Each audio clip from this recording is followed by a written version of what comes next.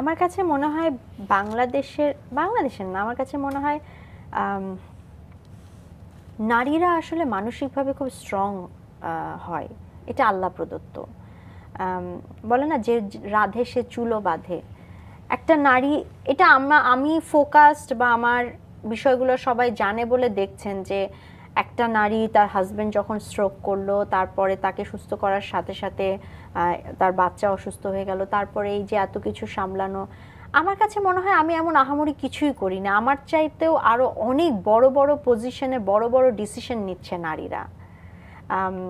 কয়েকদিন আগে ফেরদৌস ভাইয়ের ওয়াইফ, ভাবি যেই প্লেন ক্র্যাশের যেই ইনসিডেন্টটা ঘটলো, আমি তখন ফেরদৌস ভাই তখন ওই যে সরার অসুস্থ হয়ে যাওয়ার পর উনি আসছিলেন এবং উনি পুরো বিষয়টা আমাকে ব্রিফ করলো যে এইরকম এরকম ঘটনা ঘটছে এবং সে এই ডিসিশন নিয়েছে। ওই সো পৃথিবীর যে কোনো নারীর দিকেই তাকালে দেখবেন যে নারীরা অনেক মানসিকভাবে স্ট্রং হয় এবং অনেক প্রেশার নিতে পারে, এটা আল্লাহর তরফ থেকেই একটা ব্লেসিং।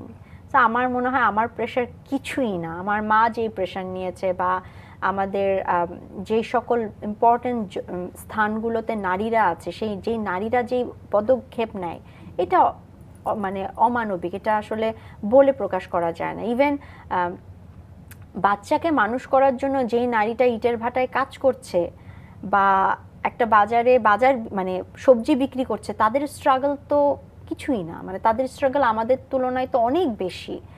সো আমি যখনই কোনো বিপদে পড়ি আমি চেষ্টা করি যে আমার চাইতেও আরো খারাপ পজিশনে বা আমার চাইতেও আরো আশেপাশে অনেক ভালো ভালো কিছু মানুষের সাপোর্ট ছিল, যারা ঢাল হয়ে আমার পিছনে দাঁড়িয়েছিল যে ওকে ফাইন, এগিয়ে যাও, আমরা আছি। অনেকের পিছনে তো এরকম ঢাল থাকে না, কিন্তু তারাও তো সার্ভাইভ করে, তারাও কিন্তু স্ট্রংলি চলে।